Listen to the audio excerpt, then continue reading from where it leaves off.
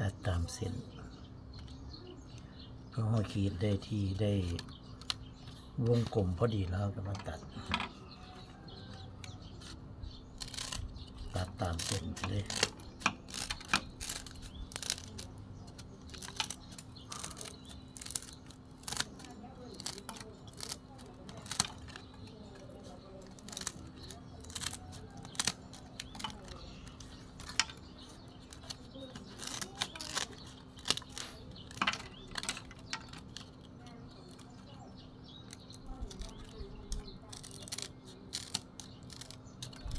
ถ้าผมไม่มีตัดก็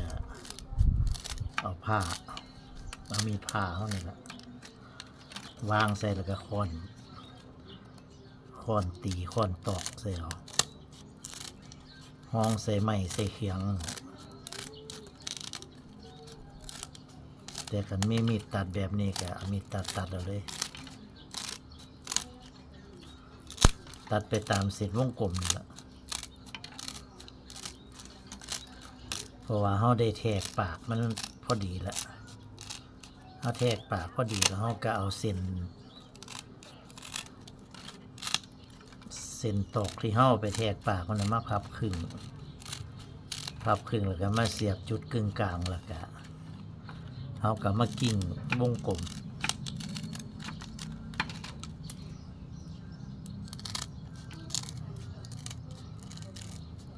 มันก็สิเปลี่ยนเส้นวงกลมแบบนี้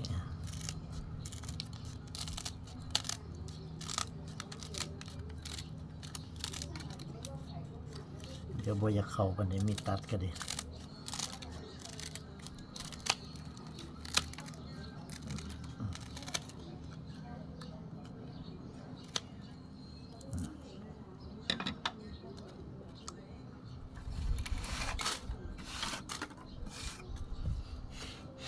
เป็นวงกลมออกมาประมาณนี้ทั้งนี้ทั้งในมันจะเป็นลายขัดเอาสารลายขัดไว้เป็น2 สั้น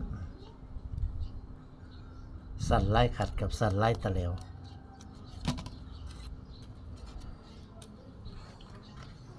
วันนี้ฟ้าทิพย์เขาที่เขาเตรียมไว้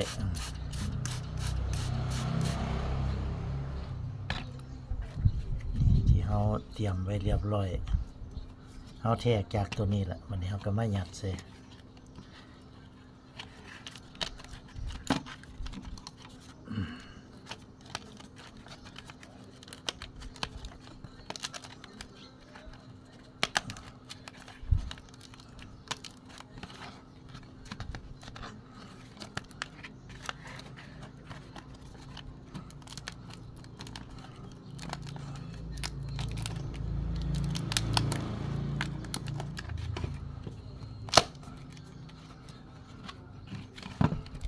หยัดแล้วมันก็จะเข้ากับเข้าไปพอดีตามที่เขาแทกไว้นะการเขาแทกพอดีมันก็สิพอดีการเขาแทกเข่งหลายมันก็สิเฮ็ดให้เข่งโพดเอาเข้ายากเราก็สิประมาณนี้อันนี้เขาก็พับตามรอยที่เขาพับไว้นี่แหละ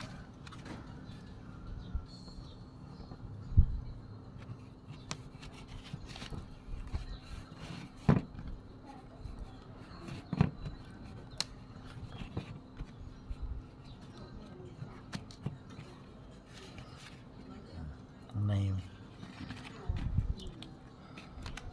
มากดข้างในมันลงให้มันเรียบกัน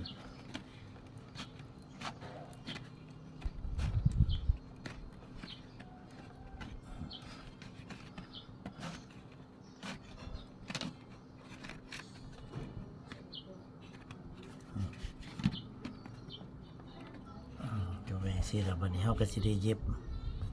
นี่ทั้งในมันนี่ทั้งนอกมันก็มาเย็บตามตะเข็บมันนี่ตามริมมันนี่เย็บอ้อม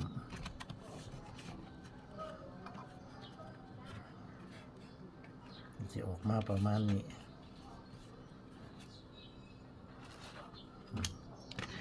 ตัวมันอันนี้เป็นตัวอันนี้เป็นฟ้าต ตัดใส่แล้วเรียบร้อยก็สิเป็นประมาณนี้ตัดตุใส่